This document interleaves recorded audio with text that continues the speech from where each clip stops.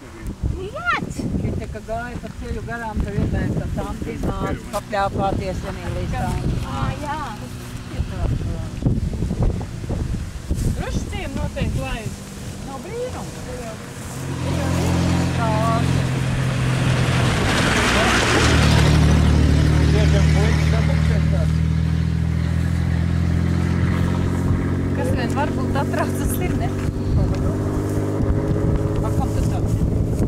Nu, un Guntis Dičlēs, no kurām buntēm tad nāk?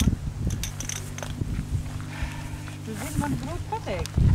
Viņam tēvs sēnē bija. Man liekas, vai te nav šitā tā vecākā māja tiem tās luntas tiem dišleriem. Pašā ceļa maliņā. Jā, pašā Kas viņam pēc tāda izolēt skaitā? Nu, ot, tas ir no dišleriem. Tas ir šitam te tēvs. Un Tas arī vienkārši aizgāja mājas. Aizgāja mājas, nu, kā te bija? Luntas mājā dzīvoja tā Emīlijas tante, ja? Viena pati viņa bija. Viņai dēls viens bija. Un tas bija izmācies par skolotāju. Tad viņš ļoti ilgus gadus bija Zemtenē par skolas direktoru. Un apprecējās ar dakteri, kas bija, mums bija pie Zemtenes, mēs bijām tajā ambulancē, ja? Un tad, vai viņai mainījās darbs, vai kā viņa pārcēlās, kur Liepāja? Kur Dišlēs bija? Tur liekas vēl Liepāja viņai. Tie pārcēlās prom, un tā tante viena pati bija te mājā, un beigās viņa laikam arī aizbrauc pie tā dēla līdz tur. Un tad tā mājiņa palika tukša.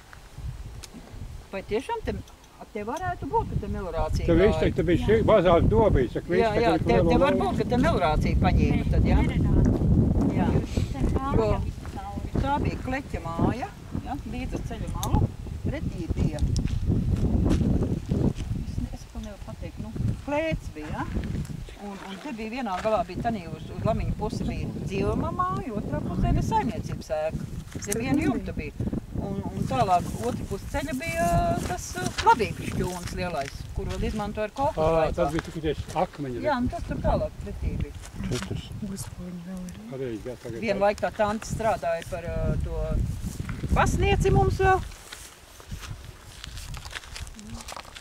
Pirms Annas, jā? Jā. Un to es neatceru. Bija tāda paskaļa balss bija tantei un tāda padūšīga tāda bija. Un tad vienmēr, kad gājām uz kapiem, tad viņi iznāca pretī, tad aprunājās. Pagāja, kad valde strādāja kādā momentā, šitā sanītiņa meita. Kam? Viņš ir valde. Viņa te kad te pasniedz vienā momentā. Es neatceros. Sauziņās dzīvot.